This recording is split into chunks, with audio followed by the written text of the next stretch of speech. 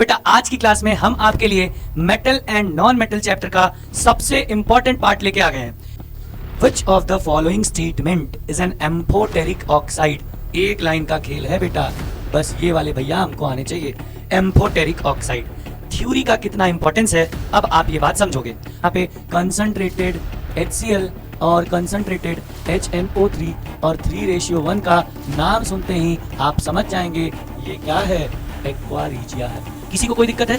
10 MCQ हम लोग कर लेंगे बेटा। यही 10 MCQ आपको एग्जाम में डायरेक्ट पूछता, आप 3 सही करते, 4 सही करते हैं, 5 सही करते हैं। इसीलिए बेटा चैप्टर की नॉलेज होना बहुत बहुत बहुत इंपॉर्टेंट है। ठीक है, ठीक है। केमिस्ट्री है, केमिस्ट्री आपको पूरे मार्क्स दे देगी भाई, अपने आप को पूरा आपको न्यौछावर कर देगी। आप हमसे जितने मार्क्स चाहिए ले लीजिए, लेकिन आप हमें थोड़ा प्रैक्टिस तो करिए ना भाई। वो CO2 गैस दे रहा है, क्या दे रहा है? X दे रहा है CO2 और Y दे रहा है SO2। ऑब्जर्वेशन देखिए, पढ़े लिखे हैं ना, ब्रांडेड वाले गधे तो नहीं है भाई। कितना एक लाइन की बात है। आयरन आर्टिकल आर गैल्वेनाइज्ड, बिल्कुल सही बात है। रस्टिंग से रोकने के लिए हम लोग गैल्वेनाइजेशन करते हैं। क्या करते हैं? एक जिंक की कोटिंग, एक लेयर उसके ऊपर चढ़ा देते हैं। ठीक है।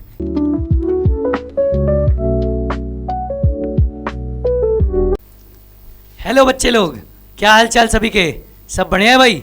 तो स्वागत है आपका आपके चैनल कॉमेट हब पे। तो बेटा आज की क्लास में हम आपके लिए metal and non metal chapter का सबसे इंपॉर्टेंट पार्ट लेके आ गए हैं।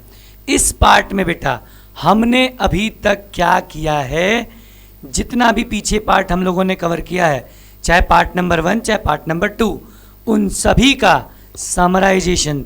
फिर से वही बात, जब तक हम लोग बेटा क्वेश्चंस नहीं करेंगे खेल बढ़िया नहीं हो पाएगा। तो आज की क्लास में बेटा हम मेटल एंड नॉन मेटल्स के मोस्ट इम्पॉर्टेंट PYQs जो आपके एग्ज़ाम में आने के सबसे ज़्यादा चांसेस हैं और मोस्ट इम्पॉर्टेंट क्वेश्चंस, नहीं वो ज़रूरी नहीं कि PYQ ही हो, लेकिन बहुत इंपॉर्टेंट क्वेश्चंस हैं जिसके आने के चांसेस बहुत ज़्यादा हैं, वो हम आपके लिए लेके आ गए हैं। तो आइए बेटा आज की क्लास में हम लोग सिर्फ और सिर्फ मेटल एंड नॉन मेटल्स के क्वेश्चंस करेंगे। बिल्कुल ध्यान से, पूरा मन लगा के, कॉपी पेन लेके बेटा, जब मैं क्वेश्चन दूं आपको, आप पहले से अपना आंसर देख लेना, आप अपना आंसर सेलेक्ट कर लेना क्या आ रहा है। ठीक है, उसके बाद मैच करना कि आपका आंसर सही है या नहीं। तो आइए बिल्कुल पॉजिटिव नोट के साथ हम आज की क्लास स्टार्ट करते हैं बेटा। चलते हैं अपने पहले क्वेश्चन पे। देखिए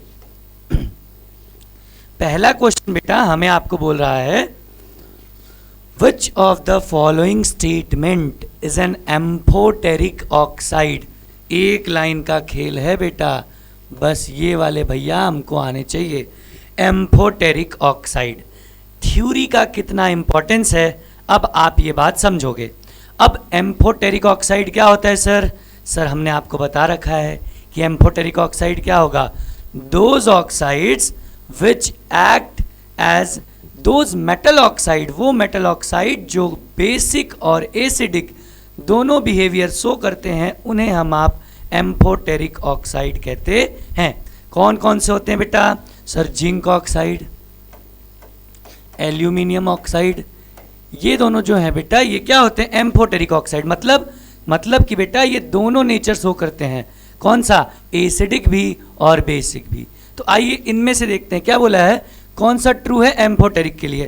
तो लिखा है it react only with acid and does not form water. नहीं भाई, ऐसी तो बात गलत है, ये बात बिल्कुल गलत है, ये नहीं होगा, ये वाला ऑप्शन तो गलत है। दूसरा, it react with acid as well at base to form salt and, यहाँ पे गलती कर दिया, वाटर होता तो बात सही होता। तीसरा बात, it react with both the acid as well as base to form salt and water, एकदम आंख बंद करके सही बात है बेटा। वो एसिडिक और बेसिक दोनों बिहेवियर शो करता है। अगर उसके साथ एसिड मिलेगा तो बेसिक बिहेवियर शो करेगा, बेस मिलेगा तो एसिडिक बिहेवियर शो करेगा, और दोनों केस में न्यूट्रलाइजेशन रिएक्शन करके सॉल्ट और वाटर का फॉर्मेशन करता है। तो हमारा जो करेक्ट ऑप्शन होगा वो ऑप्शन नंबर सी होगा। आई बात समझ? चलिए नेक्स्ट क्वेश्चन में चलें, फटाफट देखते हैं। The pair which will show displacement reaction, कौन सा रिएक्शन सर? डिस्प्लेसमेंट। अब डिस्प्लेसमेंट के लिए हम तुरंत चलेंगे कहाँ? कटरीना जी के पास। ये देखिए, कटरीना ने कार मांगी, ऑल्टोजेन फरारी, फिर भी क्यों हाइड्रोजन हटा देते हैं, इसमें हाइड्रोजन का खेल करेंगे, क्यों ही सिल्वर प्लेटेड और डी। ये हमारा बेटा रिएक्टिविटी सीरीज सामने लिख के आ गया है। अब आपसे क्या बोल रहा है, which pair will show displacement. अब ये सोडियम क्लोराइड है और रिएक्ट कर रहा है कॉपर मेटल के साथ। भैया सोडियम भैया सबसे टॉप लेवल पे आते हैं। अब इनको ये कॉपर वापर जैसा छोटा आदमी इनको हटा वटा नहीं पाएगा, तो ये डिस्प्लेसमेंट बेटा नहीं करेगा। AgNO3 and copper metal, AgNO3 और क्या कॉपर मेटल, ध्यान दीजिए Ag यहाँ पे है, इसका नाइट्रेट है और इनके साथ कॉपर ले आते हैं भाई, ऊपर आ रहा है, इनको डिस्प्लेस कर देगा, मतलब ये वाला बात सही है, ये सही बात है। तीसरा देखते हैं, aluminium sulphate solution and magnesium metal. Aluminium यहाँ पे है, अब इनका सल्फेट है और मैग्नीशियम इनके ऊपर आ रहे हैं, मतलब ये भी डिस्प्लेस कर देंगे और ये डिस्प्लेस कर देंगे, तो ये भी बात बिल्कुल सही है।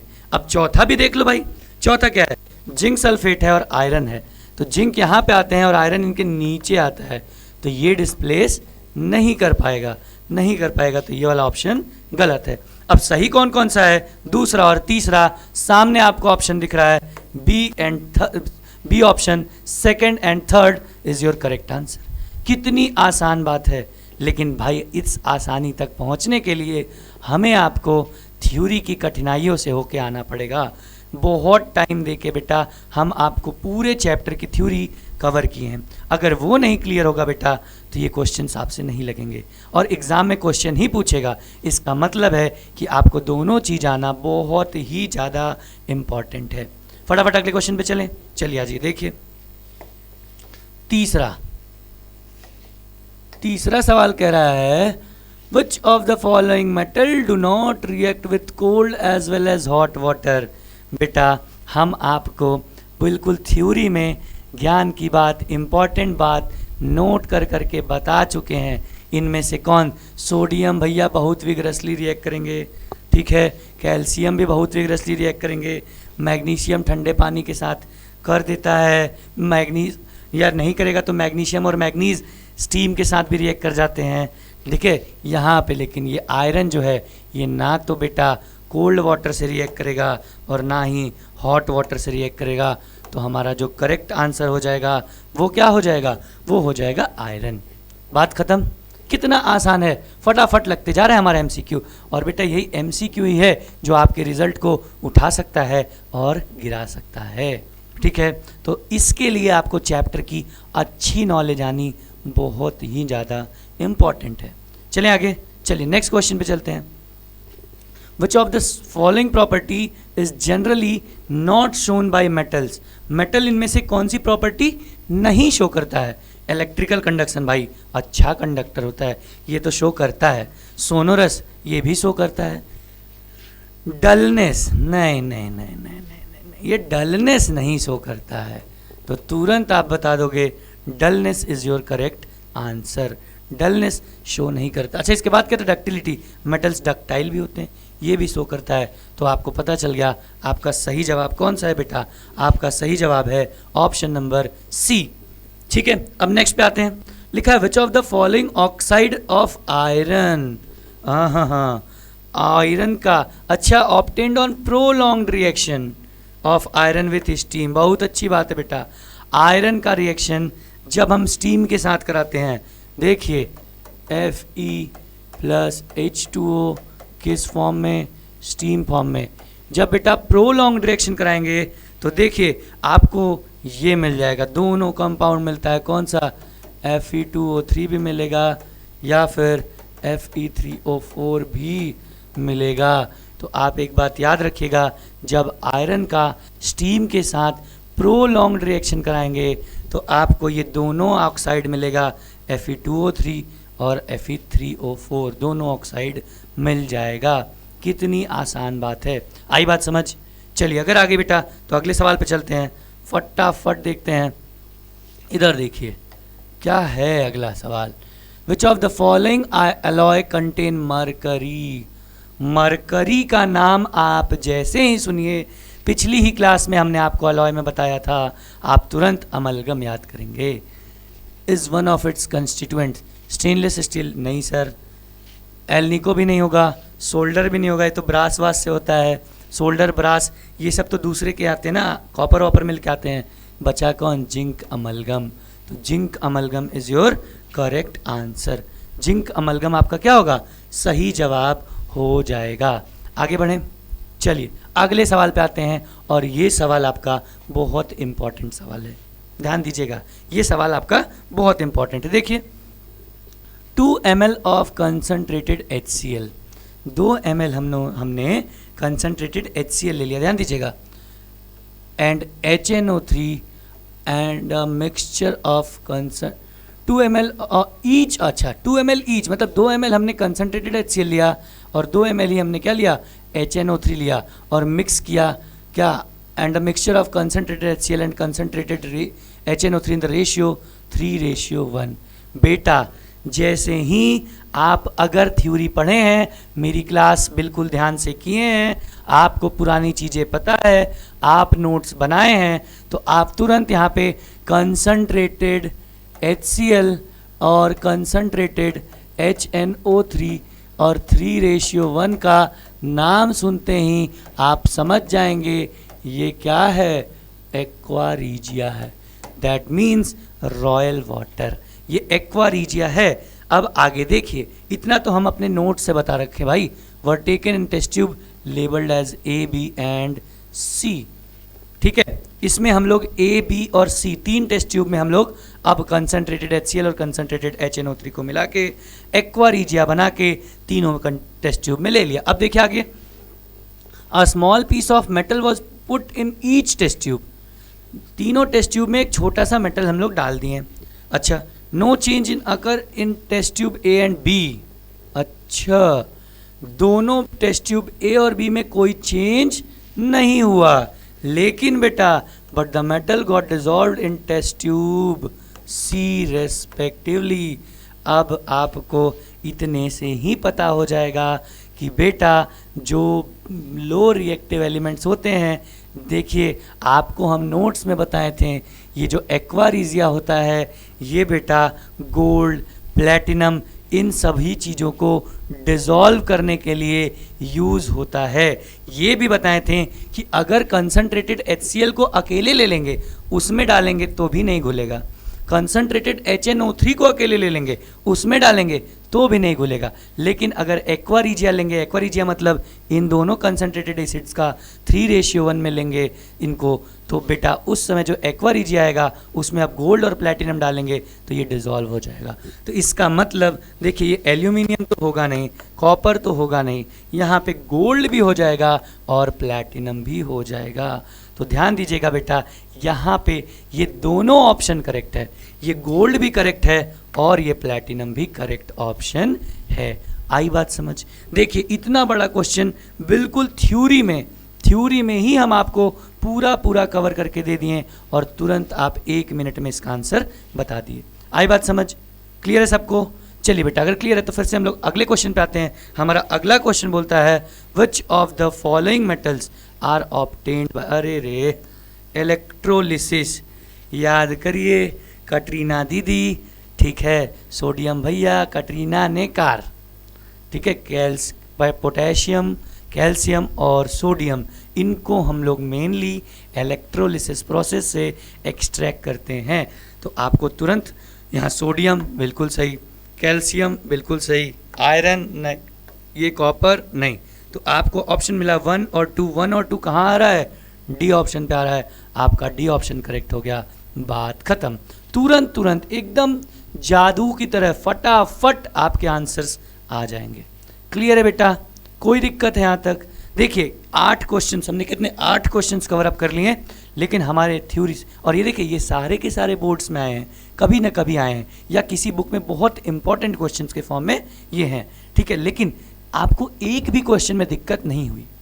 अब ये क्यों नहीं हुई? ये वही इसलिए नहीं हुई बेटा क्योंकि हमने आपको प्योर थ्योरी पूरी पढ़ा रखी है।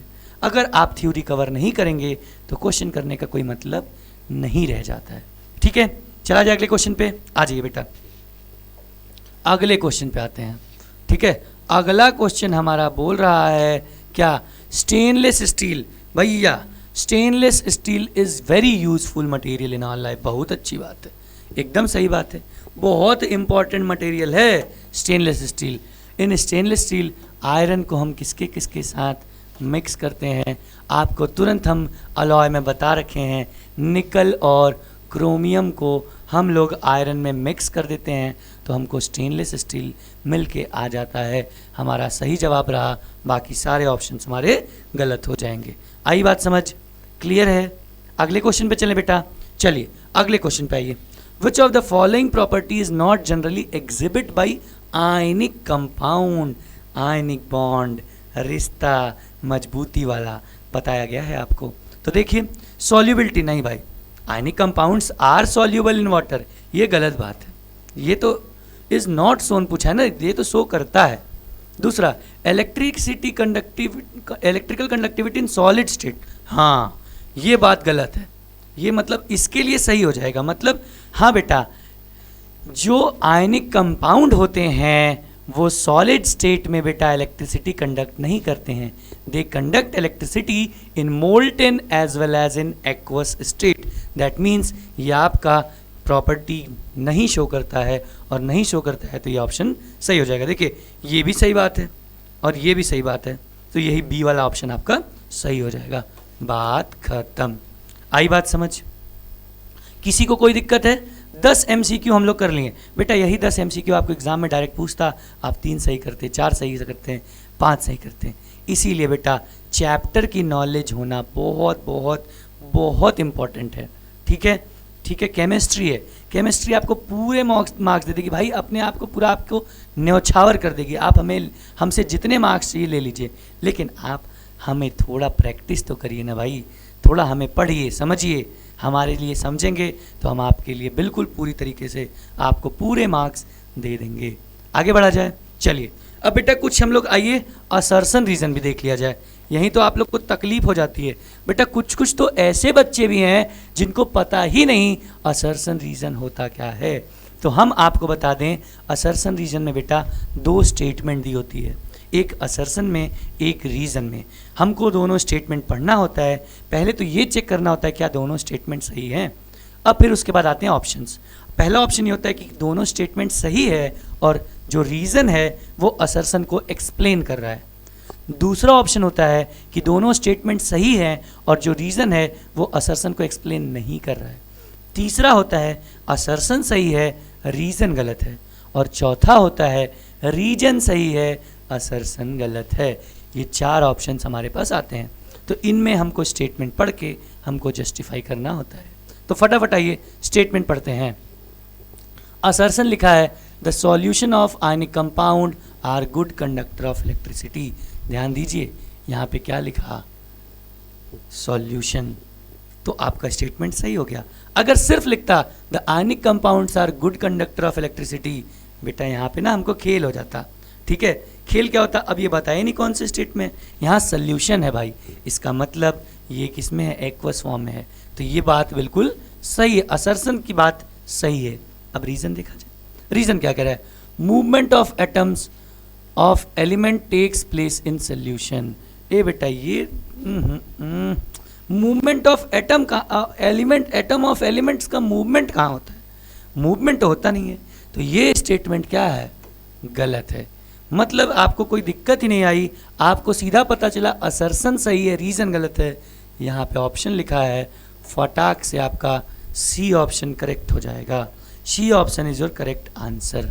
बात खत्म। असर्शन रीजन, इसमें हम लोग बहुत गलतियाँ कर देते हैं, क्या है, कुछ है ही नहीं। अगले पे चलें, चलिए अगले पे असर्शन रीजन देखते हैं। आइए अगला assertion, the metals and alloys are good conductor of electricity. Electricity सही बात है, मेटल्स और अलॉय अच्छे कंडक्टर होते हैं इलेक्ट्रिसिटी के। ठीक है, अलॉय की कंडक्टिविटी थोड़ी कम होती है in comparison to metals, but ठीक ठाक कंडक्टर होते हैं। ठीक है, अच्छा मतलब ये बात सही है। अब रीजन पे आइए, bronze is an alloy of copper and tin, सही बात है, and is not good conductor of electricity. नहीं भाई, ब्रॉन्ज अच्छा कंडक्टर है भाई, इसकी कंडक्टिविटी अच्छी है, bronze is a good conductor of electricity, लेकिन यहाँ पे बोला is not a good conductor of electricity, मतलब ये भी बात गलत हो गई। और ये बात गलत होते ही आपको पता चल गया कौन सा ऑप्शन है, सी। बात खत्म। अब एक जादू बताता हूं, ध्यान दीजिए। अगर असर्शन ही गलत हो जाता है तो आपको रीजन पढ़ने की जरूरत ही नहीं है, आप सीधा डी ऑप्शन करेक्ट करिए, आगे निकलिए। अगर रीजन सही होता है, असर्शन सही होता, सॉरी, अगर रीजन गलत हो जाता है, असर्शन सही है, तो आपको समझने की ज़्यादा जरूरत नहीं है कि एक्सप्लेन कर रहा है कि नहीं कर रहा है। आप सीधा सी ऑप्शन लगाइए, आगे बढ़ जाइए, जो हमने कर दिया। अब आई होप बेटा अभी तक आपको एमसीक्यू, असर्शन, रीजन ये बात बिल्कुल समझ में आ रही होगी। अगर समझ में आ रही है तो अब हम लोग अपने आप को थोड़ा और प्रोसीड करते हैं और we will move towards 2 marks questions. अब एक एक नंबर के हो गए, अब हम लोग कहाँ पहुँचते हैं? 2 नंबर पे। आइए फटाक से 2 नंबर देखिए। 2 नंबर वाले क्वेश्चन पे आते हैं सर, और 2 नंबर वाले क्वेश्चन में पहला क्वेश्चन आपके सामने है, why is potassium kept immersed in kerosene. भैया हमें क्या बताने की जरूरत है? देखिए, potassium react with oxygen so vigorously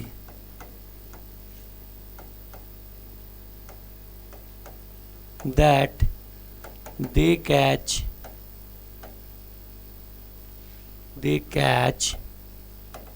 fire when left open in air। बेटा इतना ज़्यादा रिएक्टिव होता है ये पोटेशियम और सोडियम, ये इतना ज़्यादा रिएक्टिव होते हैं कि जैसे ही आप इसको एयर में लाएंगे ये तुरंत बूम आग लग जाएगी भाई, ठीक है, तुरंत दे कैच फायर, ठीक है, इतना तेजी से बहुत विगरसली रिएक्ट करते हैं ऑक्सीजन के साथ। इसीलिए हम लोग इनको ऐसे सॉल्वेंट में रखते हैं जहाँ पे ऑक्सीजन नहीं होता है, लाइक कैरोसिन, ईथर एटसेट्रा। तो इसीलिए बेटा लिखा है ना, why is potassium kept immersed in kerosene, तो आप तुरंत बता देंगे वहाँ पे ऑक्सीजन नहीं होता है, और ऑक्सीजन नहीं होगा तो वो रिएक्ट नहीं करेंगे और उनमें आग नहीं लगेगी, बात खत्म।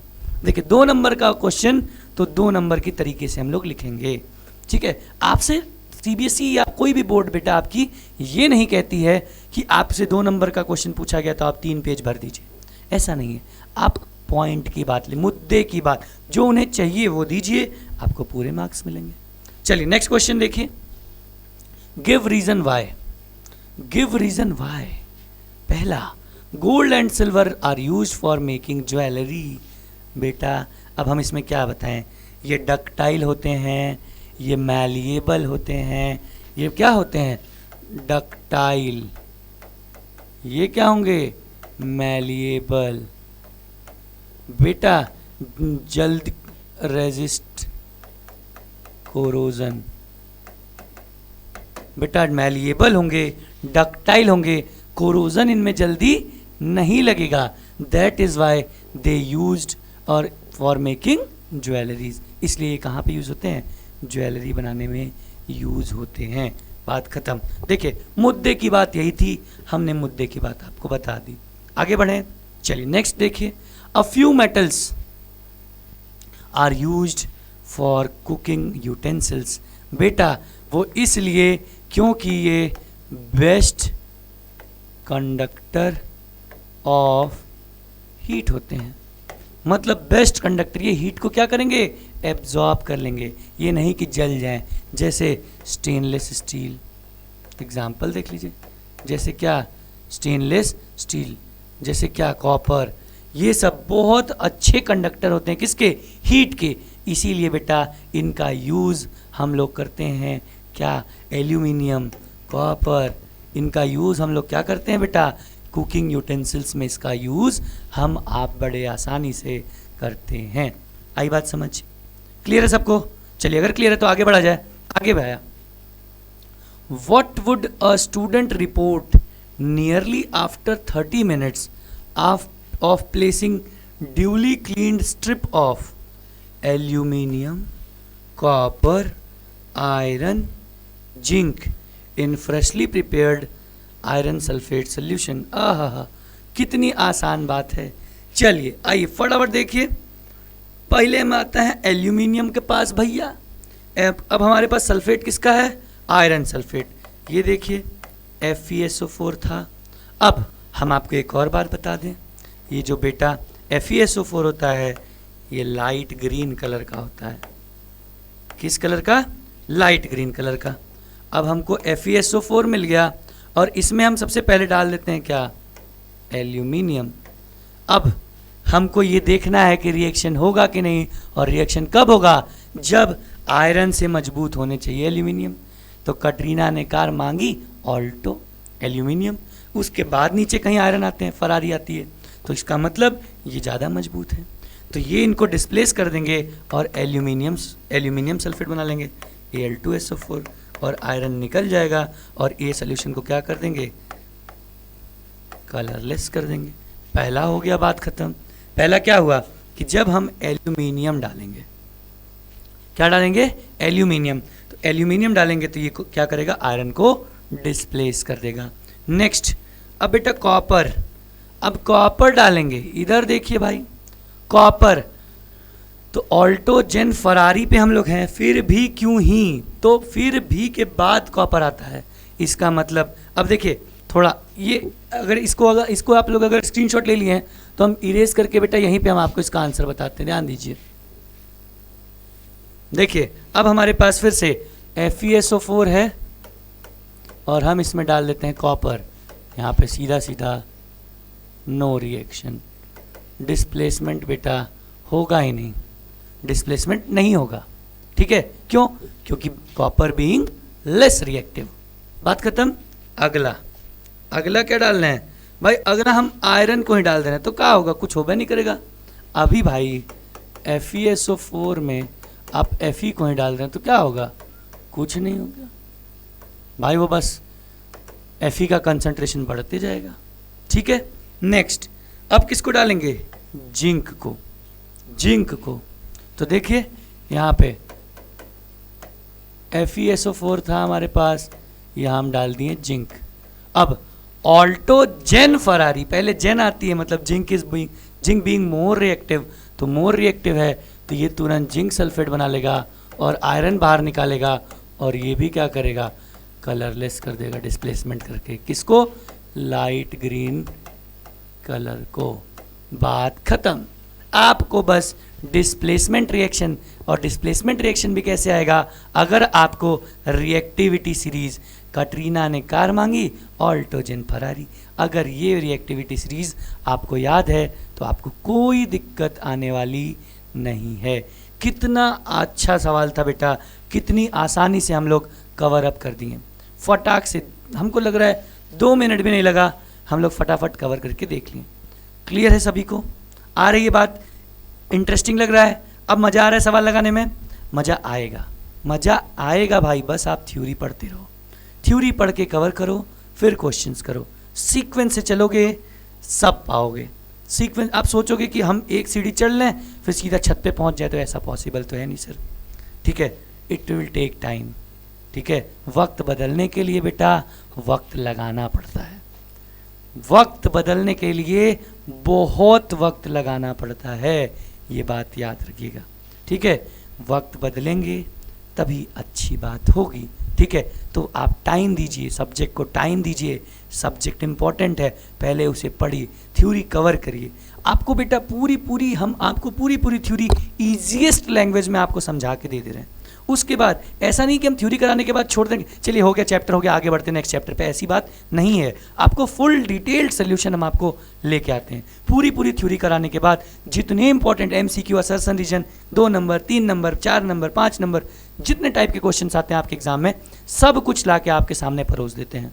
अब आपका काम है कि आप उसे कितना यूटिलाइज करते हैं, कितना आप चीज़ें सीखते हैं और कितना आप एग्ज़ाम में देते हैं, कितना आप एग्ज़ाम में अपने आप को एक्सप्रेस करते हैं। ठीक है, उसके लिए बेटा कॉन्फिडेंस चाहिए, और कॉन्फिडेंस कहाँ से आती है? नॉलेज से आती है। हम पहले नॉलेज अटेन करेंगे तभी हमको कॉन्फिडेंट आएगा। तो ठीक है बेटा, यहाँ तक सब कुछ क्लियर है? चलिए अगर क्लियर है तो हम लोग अगले क्वेश्चन पे चलते हैं। कितना आसान हो रही हैं सर चीज़ें, मज़ा आ रहा है। अब देखिए अगला सवाल है सर हमारे सामने, कहता है एन एलिमेंट X एक एलिमेंट x है। x तो आप लोग जानते ही हैं, x से तो वाकिफ होंगे ना। हाँ हाँ, वही वही वही, ठीक है। An element x by x है, ये डिस्प्लेस करते हैं किसको, आयरन को। डिस्प्लेसेस, ध्यान दीजिएगा, iron from the aqueous solution of iron sulphate. मतलब इसका मतलब कि ये देखिए, आयरन सल्फेट था, इनके साथ जब x गए तो x जो भी है इनके साथ सल्फेट बनाए और आयरन को अलग कर दिए। यहाँ से आप क्या चीज़ें सीखें हम सर कि x is more reactive than Fe। Iron से ज़्यादा रिएक्टिव कौन है बताइए, आयरन से ज़्यादा रिएक्टिव है x is more reactive than iron. ठीक है, आगे बढ़ते हैं। लिस्ट योर ऑब्जर्वेशन, अपने ऑब्जर्वेशन को बताइए कब। If the element x is treated with aqueous solution of copper sulphate, हमारे पास आएगा कॉपर सल्फेट और कौन है, जिंक सल्फेट, और कौन है, सिल्वर नाइट्रेट। ये तीनों लोग हैं और आपको इन ऑब्जर्वेशन के बेसिस पे इंक्रीजिंग ऑर्डर ऑफ रिएक्टिविटी पे अरेंज करना है। सबसे पहले हम लोग रिएक्टिविटी सीरीज देख लेते हैं भैया। फिर वहीं कटरीना जी ने कार मांगी, कौन कौन सी मांगी, ऑल्टो, जेन और फरारी मांगी। फिर भी 10 क्यों ही, सिल्वर प्लेटेड ऑडी, ये इन लोग के पास थी। अब हमारे पास ये पता चल गया है क्या, ध्यान दीजिए, हमको पता चल गया है कि जो x है ये आयरन के ऊपर है, मतलब इसके नीचे जो लोग आएंगे इनको ये डिस्प्लेस नहीं कर पाएगा। सॉरी, इसके नीचे जो आएंगे उसी को ये डिस्प्लेस कर पाएगा। ठीक है, अच्छा सर। अब हमारे पास आता है कॉपर सल्फेट, तो कॉपर सल्फेट के साथ हम लोग x मिलाते हैं। ठीक है, तो कॉपर कहाँ आ रहा है, नीचे आ रहा है, ये ऊपर है, तो ये तुरंत कॉपर को भी हटा देगा और ये बताएगा क्या बनाएगा, ये बनाएगा XSO4 प्लस Cu। ठीक है, ये पता चला, यहाँ से भी पता चला x जो है, यहाँ से ऑब्जर्वेशन हम निकालेंगे, x is more reactive than copper. Iron से भी ज़्यादा रिएक्टिव है और कॉपर से भी ज़्यादा रिएक्टिव है। मतलब अब आगे आइए, जिंक, अब जिंक के साथ करा देते हैं। अच्छा, जिंक सल्फेट तो है ही भाई, सीधा x का रिएक्शन करा दीजिए। अब जिंक कहाँ है, जिंक आता है आयरन के ऊपर। अब यहाँ पे हो गया खेल। अब हमको सर ये तो पता ही नहीं चला कि ये जो x है ये ऊपर किसको डिस्प्लेस कर रहा है, हमको ये इंफॉर्मेशन ही नहीं दी गई। हो सकता है x जिंक ही हो, ये भी तो हो सकता है, या x कुछ भी हो, एल्यूमिनियम हो, मैग्नीशियम हो, कैल्शियम हो, कुछ भी हो सकता है। अब हमको यहाँ की इंफॉर्मेशन नहीं पता चली, तो होल्ड करेंगे, ध्यान दीजिए, 2 केस बना देंगे। और चौथा, यहाँ हम सिल्वर नाइट्रेट के साथ कराएंगे। सिल्वर नाइट्रेट नीचे है, इसको ये डिस्प्लेस कर देगा और ये बना देगा क्या, जो भी मेटल होगा उसका नाइट्रेट, और सिल्वर बाहर निकल जाएगा। यहाँ से एक और बात हमको पता चली, क्या देखिए, ये बात हमको पता चली, x is more reactive than Ag। सबसे मतलब x Ag से भी ज़्यादा रिएक्टिव है, कॉपर से भी है, आयरन से भी है। मतलब इतना ये जो हमारी रिएक्टिविटी सीरीज है इनसे ऊपर है x।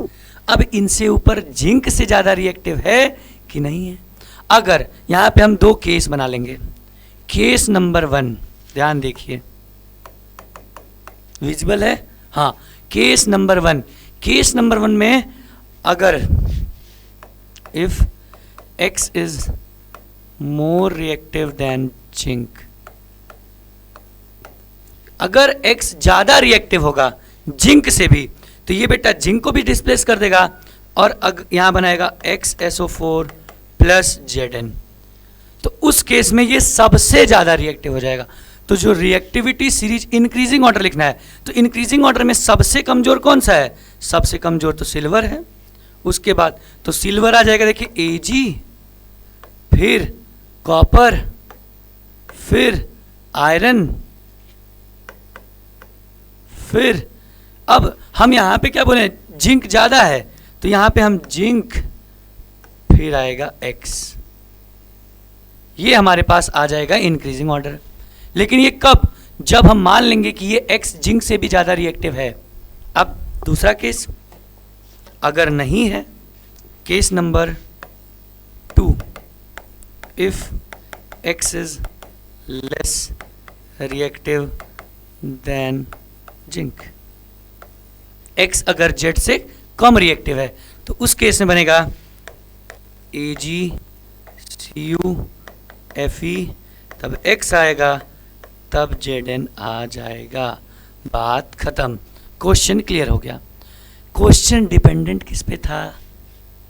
या रिएक्टिविटी सीरीज 2020 में आया हुआ, आपको एक 3 या 4 नंबर में ये सवाल है। कितना आसान है, कर लेंगे बेटा, कोई दिक्कत है बताइए? कुछ नहीं, बस ये हमको देखना है। यहाँ पे ऑब्जर्वेशन लिखें, बात खत्म। अगर सबको क्लियर है तो फटाक से एक बार स्क्रीनशॉट लीजिए बेटा। स्क्रीनशॉट अगर हो गया है तो हम लोग अगले सवाल पे बढ़ते हैं, फटाफट बढ़ते हैं। आ जाइए। पहला, right electron dot structure of calcium and oxygen. Electron dot structure तो 9वीं चीजें पूछ लिया भैया। कैल्शियम एटॉमिक नंबर 20, कॉन्फ़िगरेशन 2882, यही है? हाँ सर। अच्छा, ऑक्सीजन एटॉमिक नंबर 8, कॉन्फ़िगरेशन 2,6। अब हमको बोला क्या बनाने को? Electron dot structure. तो आइए, तो हम सबसे पहले करते हैं कैल्शियम। तो कैल्शियम के लिए ये हमारा न्यूक्लियस, पहला सेल, दूसरा सेल, तीसरा सेल, चौथा सेल। अब इलेक्ट्रॉन बैठा दें, पहले पे 1 2 इलेक्ट्रॉन, दूसरे पे 8, 3 4 5 6 7 8, तीसरे पे 1 2 3 4 5 6 7 8 और चौथे पे 1 2। देखिए 8 8 16, 16 2 18, 18 2 20।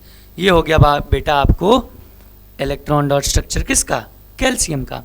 एज इन अगर हम लोग ऑक्सीजन पे आते हैं तो ऑक्सीजन पे ये इसका न्यूक्लियस, पहला सेल, दूसरा सेल, बैठा दीजिए इलेक्ट्रॉन, 1 2 1 2 3 4 5 6, बात खत्म। तो ये इलेक्ट्रॉन डॉट स्ट्रक्चर आपको मिल के आ गया किसका? आपको ये कैल्शियम का और बेटा ये ऑक्सीजन का। पहला सवाल हमारा यहाँ पे खत्म। आपको ये मिल गया, ये मिल के आ गया। अब आपसे दूसरा सवाल पूछा क्या? So the formation of calcium oxide by transfer of electron, ionic bond. तो एक काम करिए, इसका स्क्रीनशॉट लीजिए तो हम आपको बताते हैं इसका डायग्राम। देखिए, हाँ, हमको बताना है इसका कैल्शियम ऑक्साइड का फॉर्मेशन। आपको पता है ये कैल्शियम भैया हैं, इनके आउटर मोस्ट सेल में 2 इलेक्ट्रॉन है और ये ऑक्सीजन दीदी हैं 6 नहीं, ये ऑक्सीजन है भैया, इनके आउटर मोस्ट सेल में, अरे भाई गलती क्यों हो रही, ये 6 इलेक्ट्रॉन। अब यही खेल होगा, इनको अपने आप को बेटा आयनिक बॉन्ड बनाने के लिए ये भाई साहब 2 अपने इलेक्ट्रॉन इनको दे देंगे। तो ये क्या होगा, इधर देखिए, ये कैल्शियम आएंगे अपने 2 इलेक्ट्रॉन को अपने साथ लेकर, रुकिए दूसरे कलर से आपको बता दें, ये देखिए ऐसे कैल्शियम भैया हैं, ठीक है, और इनके बगल में ऑक्सीजन आएंगे,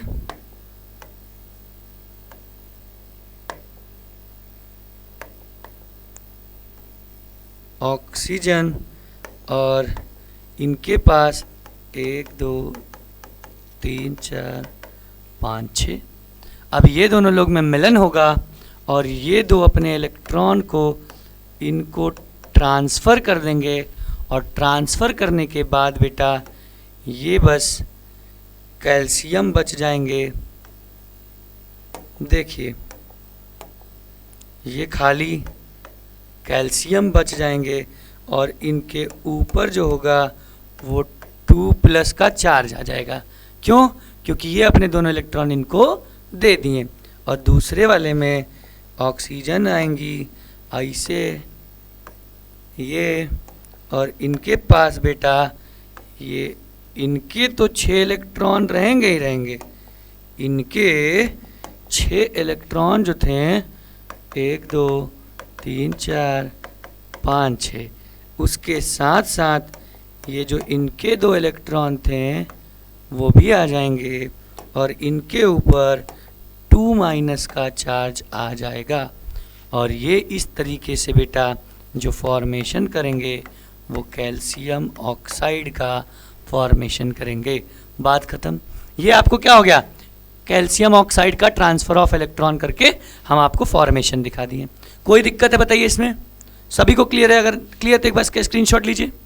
चलिए अब name the ions present in the compound. भैया कैल्शियम का आयन और ऑक्सीजन का आयन। लो ये फटाफट खत्म। चौथा 4 important characteristics of this compound. ये बेटा आपके लिए मैं होमवर्क दे देता हूं। 4। अब ये कैसा कंपाउंड है? आयनिक। कैसा कंपाउंड है? Ionic compound. तो इनकी प्रॉपर्टीज, इनकी कैरेक्टरिस्टिक्स, पहला रिजिड स्ट्रक्चर, दूसरा high melting point and boiling point. अरे हम क्यों बता रहे? सुनिए, दो तो ले भाई, दो प्रॉपर्टी तो हम आपको बता दी, 2 कैरेक्टरिस्टिक्स हम आपको इस कंपाउंड की बता दिए, लेकिन 2 और कैरेक्टरिस्टिक्स आप हमको कमेंट बॉक्स में बताएंगे। बिल्कुल आसान है, 2 हम बता दिए, 2 आप कैरेक्टरिस्टिक्स इसकी बता के हमें दे दोगे। आई बात समझ? सभी को क्लियर है? चलिए अगर क्लियर तो बेटा इसका भी स्क्रीनशॉट लीजिए और प्लीज़ बेटा इनकी 2 कैरेक्टरिस्टिक्स आप हमको कमेंट बॉक्स में बता देना ध्यान से, ठीक है बेटा? एफर्ट शुड बी 2 साइडेड, ये बात याद रखिए। चलिए नेक्स्ट क्वेश्चन पे। स्क्रीनशॉट हो गया है? चलिए अगर हो गया बेटा अगले सवाल पे आते हैं। अब देखिए फटाफट। आहा 2 ores x and y are taken. 2 ore हमने लिया, x लिया और y लिया। बात खत्म। चलिए on heating these ore were observed as. जो पहला ओर है वो CO2 गैस दे रहा है। क्या दे रहा है? X दे रहा है CO2 और Y दे रहा है SO2। ऑब्जर्वेशन देखिए, पढ़े लिखे हैं ना, ब्रांडेड वाले गधे तो नहीं है भाई। यहाँ पे ऑब्जर्वेशन, X दे रहा है CO2, दैट मीन्स X जो भी ओर होगा ये कार्बोनेट का ओर होगा। क्या होगा? कार्बोनेट का ओर होगा। और Y SO2 दे रहा है, दैट मीन्स ये सल्फाइड ओर होगा। क्या होगा? Sulphide ore. अब हमको पता है कि हमको इन दोनों भाई साहब लोग को कन्वर्ट करना है किसमें? इनके ऑक्साइड में। क्या करना है? ऑक्साइड में कन्वर्ट करना है। पढ़े लिखे हैं हम। तो बेटा कार्बोनेट ओर जो है इसका हम लोग करा देंगे क्या? कैल्सिनेशन। कैल्सिनेशन करा देंगे। और जो सल्फाइड ओर है इसमें हम क्या करा देंगे? रोस्टिंग। अब ये होगा in presence of excess oxygen और ये होगा लिमिटेड या फिर एब्सेंस ऑफ ऑक्सीजन। और ऐसा काम हम करेंगे then that these 2 ores get converted in their oxide. ये ओर जो होंगे ये सीधा सीधा कन्वर्ट हो जाएंगे अपने ऑक्साइड में। अब ऑक्साइड में कन्वर्ट हो जाएंगे तो हम क्या करेंगे बेटा?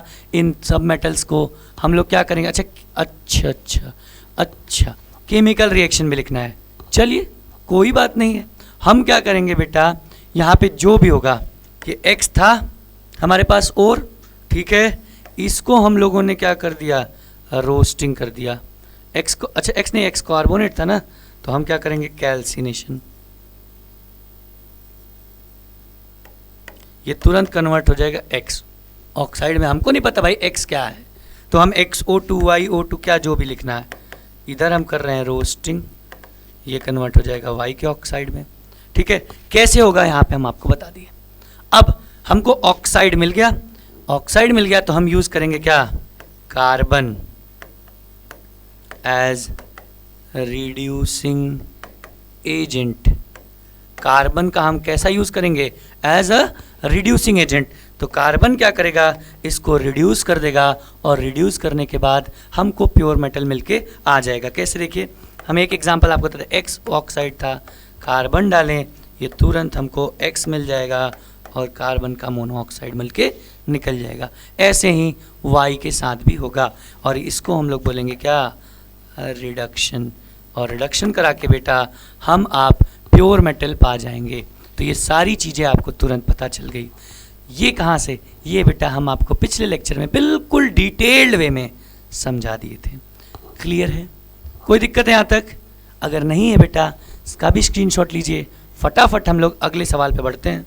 आ जाइए, देखिए, एकदम रुक जाना नहीं, एकदम रुकना नहीं है, ठीक है, रुकेंगे नहीं सर, जब तक तोड़ेंगे नहीं तब तक छोड़ेंगे नहीं। हाँ, एकदम एग्ज़ाम बेटा इस बार एकदम 90 प्लस का टारगेट ही अपना होना चाहिए। 90 प्लस क्या, 95% प्लस। ठीक है, आइए अगला, how is the metal method of extraction of metal high up in the reactivity series different from the for the metals in the middle. अब हम आपको कैसे समझाएं, जो ऊपर वाले रहते हैं बेटा वो ऑक्साइड, वो बहुत ज़्यादा रिएक्टिव होते हैं अपने ऑक्साइड फॉर्म में, तो वो बेटा हम लोग मीडियम वाले को क्या करते हैं, मीडियम वाले तो बेटा हम ऑक्साइड मिल गया तो वो उतने ज़्यादा ऑक्सीजन के साथ स्ट्रॉन्ग बॉन्ड नहीं बनाए रहते हैं, तो हम लोग उसको आसानी से रिड्यूसिंग एजेंट यूज़ करके या डिस्प्लेसमेंट यूज़ करके हम लोग उसको एक्सट्रैक्ट कर लेते हैं। लेकिन जैसे एग्जांपल ले लीजिए, सोडियम, पोटेशियम, ये बहुत हाई रिएक्टिव एलिमेंट है, तो जो ये सोडियम, पोटेशियम और कैल्शियम भी कह लीजिए, ये हम लोग मेनली रिडक्शन से हम लोग नहीं निकाल पाते हैं, तो हम लोग इनका क्या कराते हैं, इलेक्ट्रोलिसिस कराते हैं, या हम लोग इसको इलेक्ट्रोलिटिक रिडक्शन कहते हैं। क्या कहते हैं, इलेक्ट्रोलिटिक रिडक्शन। हम लोग इसका रिडक्शन करा के प्योर मेटल पा जाते हैं। अब मेल्टिंग, अब क्या सर, इनका कराएंगे तो नहीं मिलेगा, मिलेगा, मीडियम वाले का भी मिलेगा, लेकिन हमको ज़रूरत क्या है, जब हम लोग को नॉर्मल रिडक्शन कराने से हमको मिल जा रहा है तो हम क्यों इलेक्ट्रोलिटिक रिडक्शन कराएं। जब बेटा आपका काम 20-30 रुपए में हो जा रहा है तो आप क्यों 300-400 रुपए वेस्ट करेंगे। ठीक है, तो कैसे डिफर है आपको पता चल गया। ये हाई रिएक्टिव बहुत स्ट्रॉन्ग बॉन्ड बनाए रहता है, तो हम इनको मजबूरी हो जाती है कि हमको इलेक्ट्रोलिसिस इनका कराना ही पड़ता है। लेकिन ये जो मीडियम वाले होते हैं, हम इनके ऑक्साइड को सीधा carbon as a reducing agent use करके इनको रिड्यूस करा लेते हैं। बात खत्म। पहला लिख लीजिएगा अपने लैंग्वेज में। अच्छा, why can not the same process applied for them, बता दिया। Name and explain the process of extraction of sodium. अब हम कैसे बताएं, हम आपको बताए हैं बेटा एक topic, electrolysis of molten NaCl। यही प्रोसेस, यही जो टॉपिक है, आप पिछले वीडियो में जाइए, पिछले लेक्चर में जाइए और ये समझ लीजिए, पूरा का पूरा यही यहाँ पे है, same as it is, there is not a single change, एक भी चेंज नहीं है। ठीक है, चलिए इसका बी पार्ट देखते हैं। Why can not use carbon, we can not use carbon to obtain sodium from sodium oxide. भाई कितनी बार बताऊं, सब कुछ यहाँ पे है, क्योंकि बेटा वो इतना स्ट्रॉन्ग बॉन्ड बनाया है कि वो, अब सोडियम क्या होता है बेटा, हाई अप आता है रिएक्टिविटी सीरीज में, तो ये ऑक्सीजन, अब कार्बन जाता है, वो इतना नहीं है कि वो सोडियम को डिस्प्लेस कर दे। हाई रिएक्टिव एलिमेंट है ना सोडियम, उसको कार्बन डिस्प्लेस नहीं कर पाता है, तो हटा नहीं पाता है उसके ऑक्साइड से, तो हम लोग क्या करते हैं बेटा, इलेक्ट्रोलिसिस का यूज़ करते हैं। फिर देखिए क्या लिखा हुआ है, बता दिया। State the reaction taking place at cathode and anode during electrolytic reduction of sodium chloride. भाई यहाँ पे है, सब कुछ आपको यहाँ पे है। देखिए आपको एक बार हिंट के लिए मैं बता दूं क्या होता है वहाँ पे बेटा, सोडियम आता है, ठीक है, एक प्लस के साथ एक इलेक्ट्रॉन लेता है, सोडियम बना लेता है सॉलिड फॉर्म में, बात खत्म। ये मोल्टेन आता है यहाँ पे, ये होता है कैथोड पे।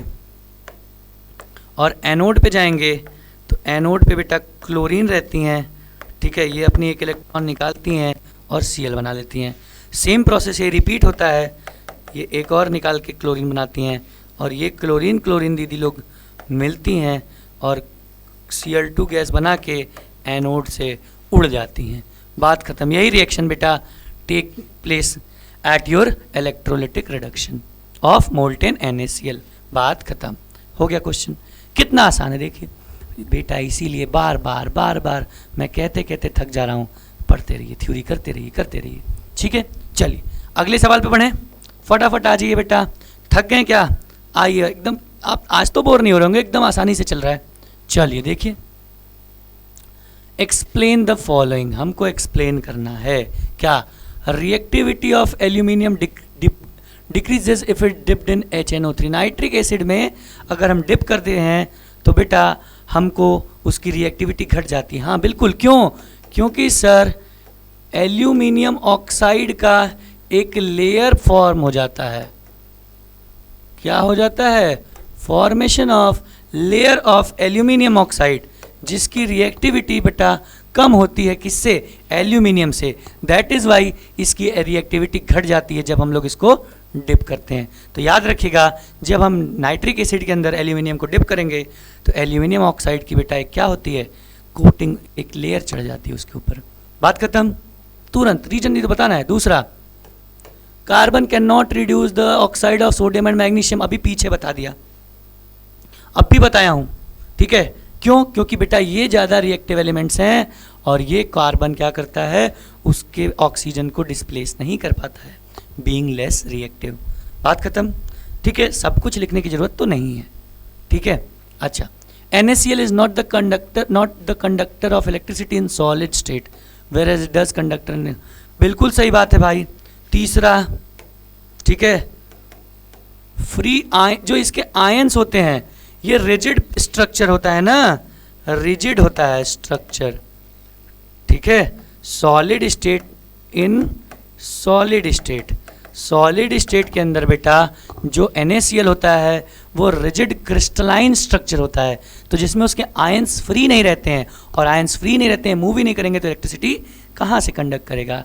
इसीलिए बेटा हम उसको मोल्टेन फॉर्म में या फिर एक्वस फॉर्म में लेते हैं, जहाँ पे उनके आयंस फ्रीली मूव कर सकें और इलेक्ट्रिसिटी कंडक्शन के लिए रिस्पॉन्सिबल हो, बात खत्म।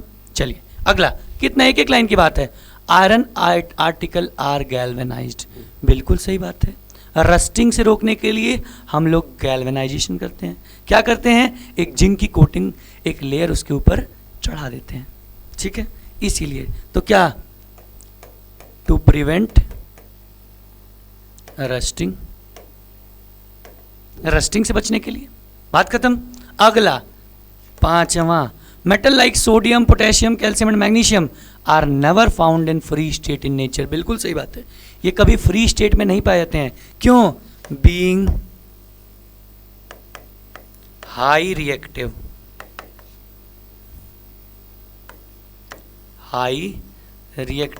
हाई रिएक्टिव एलिमेंट्स हैं ये लोग, इसीलिए बेटा ये लोग फ्री स्टेट में नहीं पाए जाते हैं। क्यों? क्योंकि सर ये लोग बहुत ज़्यादा रिएक्टिव होते हैं और ये आसपास में ऑक्सीजन पाके तुरंत ये ऑक्साइड का फॉर्मेशन कर लेते हैं, ठीक है। तो इसी की वजह से ये लोग फ्री स्टेट में नहीं पाए जाते हैं। आई बात समझ? देखिए सारे के सारे 20 क्वेश्चंस हम लोगों ने कवर अप कर लिए। MCQ, assertion reason 2 number, 3 number, 5 number, सभी टाइप के क्वेश्चंस हम लोग कवर अप कर लिए और कोई दिक्कत हमको नहीं लग रहा है कि आ रही है अब हमको, किसमें? मेटल नॉन मेटल के अंदर। क्लियर है सभी को? सबको समझ आ गया भाई? अब मेटल नॉन मेटल आपसे कोई पूछेगा तो कोई तकलीफ होगी नहीं और होनी भी नहीं चाहिए, ठीक है बेटा। तो ले लीजिए अगर इसका स्क्रीनशॉट अगर आपको चाहिए तो। चलिए ठीक है बेटा, आइए तो इसी के साथ बेटा आज के लिए सिर्फ इतना ही। उम्मीद करते हैं कि आपको बिल्कुल अच्छे से मेटल नॉन मेटल का क्लास, ये क्लास और ये चैप्टर, चाहे वो थ्योरी हो चाहे आपके क्वेश्चंस हो, आपको बिल्कुल अच्छे से एकदम क्लियर हो गए होंगे। अब आपको इसके अंदर कोई डाउट नहीं रह गया होगा। ठीक है, अगर अभी भी आपको कोई डाउट रह जाता है बेटा, तो आपसे रिक्वेस्ट है कि आप हमें कमेंट बॉक्स में बताएं। अगर आप बताएंगे तो हम आपके डाउट्स का सल्यूशन करेंगे। ठीक है, तो ठीक है बेटा, आई होप आज की क्लास बिल्कुल समझ में आई होगी। तो ऐसे ही प्यार बनाए रखिए, चैनल को सब्सक्राइब करिए, वीडियो को लाइक करिए, दोस्तों में शेयर करिए। मिलते हैं अगली क्लास में, तब तक के लिए जय हिंद।